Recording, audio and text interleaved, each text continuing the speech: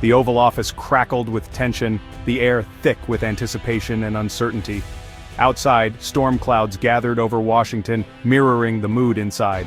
Every tick of the clock seemed to echo the weight of the decision about to be made, as if the very walls of the White House were bracing for impact.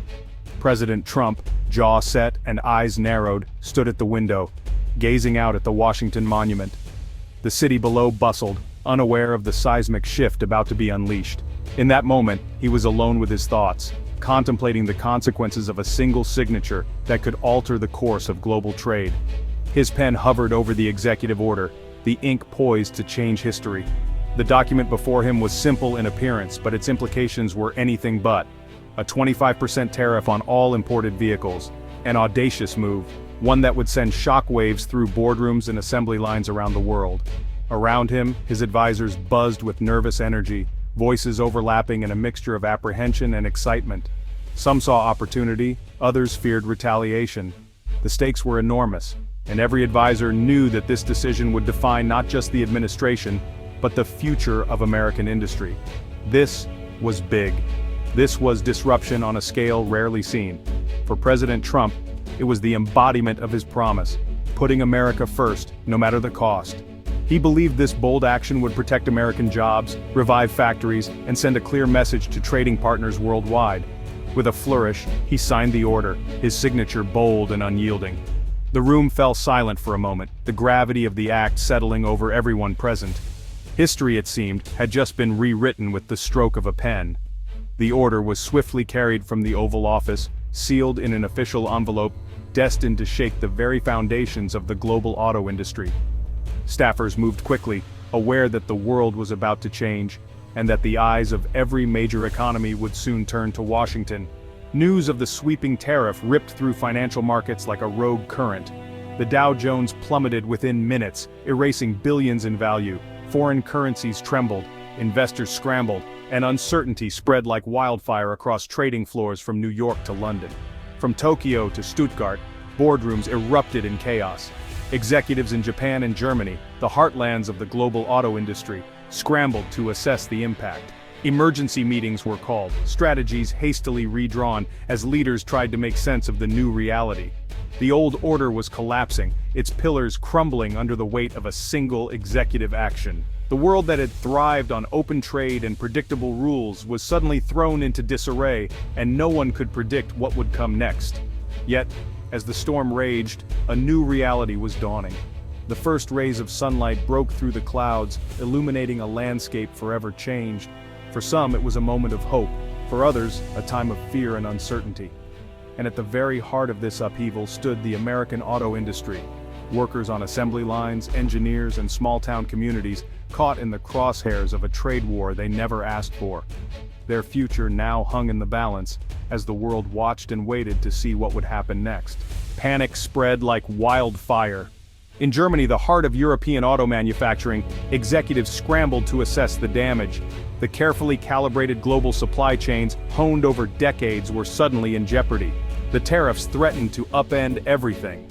In Japan, Toyota and Honda, giants of efficiency and reliability, saw their carefully laid plans crumble. The American market, once welcoming, had become a minefield.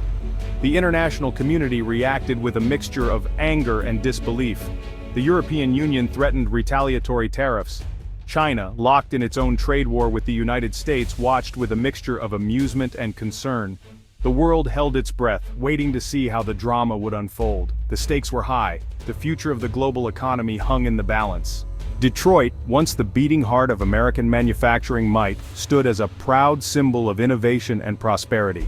For generations, its factories roared with the sound of progress, and its streets bustled with workers heading to and from the plants that built the cars driving America forward. The city's skyline, dotted with smokestacks and assembly lines, was a testament to the dreams and determination of millions.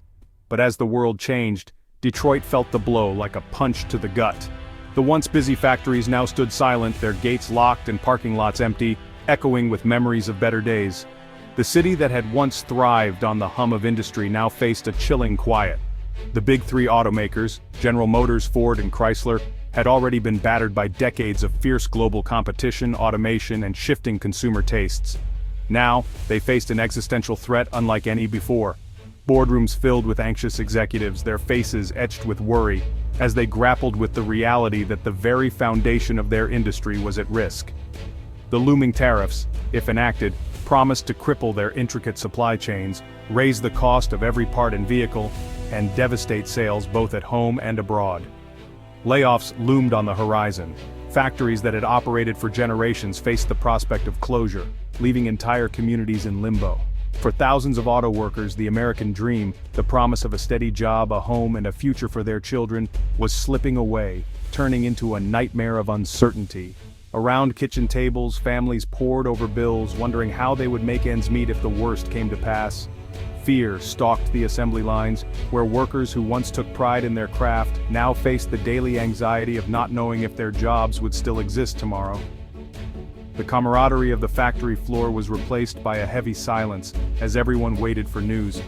In union halls across the city, whispers of strikes and shutdowns filled the air. Workers gathered in tense meetings, clutching union flyers and searching for answers.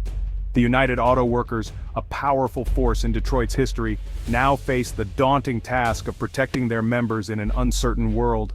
Families who had built their lives around the auto industry, who had watched their parents and grandparents do the same, now faced an uncertain future. Children played in the shadows of factories that might soon close, while parents hugged each other tightly, bracing for what might come. The tariffs were more than just numbers on a page or headlines in the news. They were a direct attack on livelihoods, on communities, and on a way of life that had defined Detroit for generations. Protests erupted outside plants, and community meetings filled with anxious voices echoed the same question: what would become of Detroit? Detroit, once a shining symbol of American industrial might and resilience, now teetered on the brink. The city's fate, and the fate of its people, hung in the balance, as the world watched and waited to see if Detroit could weather yet another storm.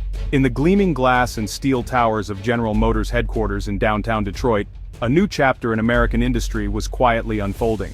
The city, once the beating heart of the automotive world, had seen its share of booms and busts. Now, at the center of it all stood a leader facing one of the greatest challenges in the company's storied history. CEO Mary Barra remained calm amidst the storm.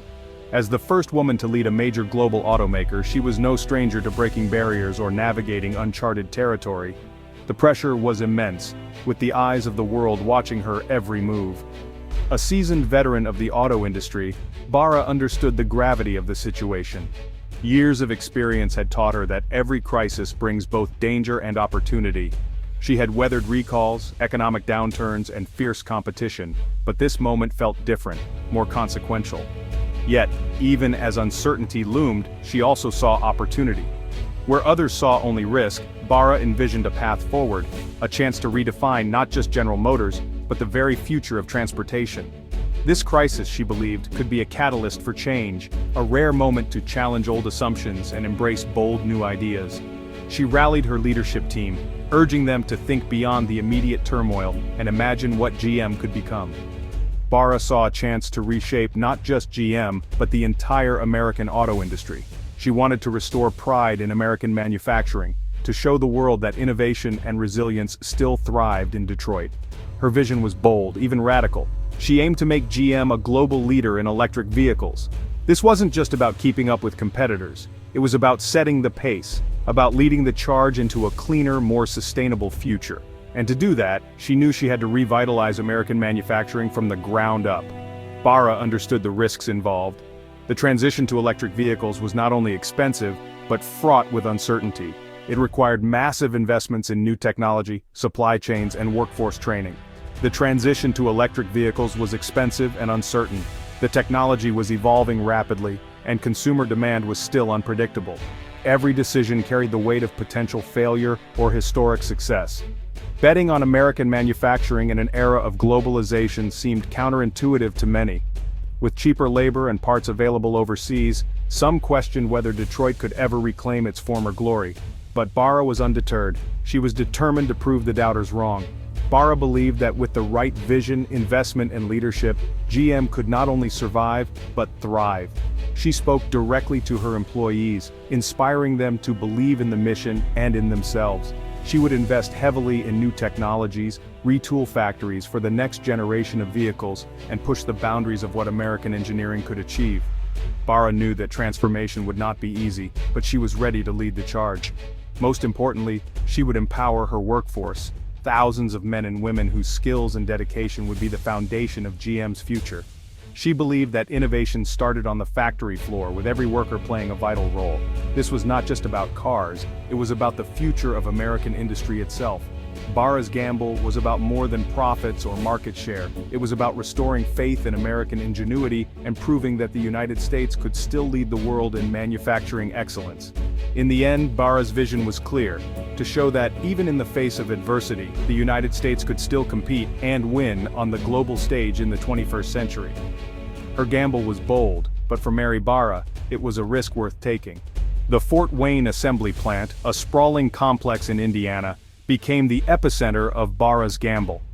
Once a symbol of the decline of American manufacturing, the plant was reborn as a beacon of innovation and hope. Billions of dollars flowed in, transforming the aging facility into a state-of-the-art manufacturing hub for electric vehicles. The air buzzed with a newfound energy. The impact on Fort Wayne was profound. Thousands of new jobs were created, breathing life back into the local economy. Families who had struggled for years found new hope, businesses flourished, the community rallied around the plant, a source of pride and a testament to American resilience. The transformation of Fort Wayne became a symbol of what was possible when industry, government, and communities worked together.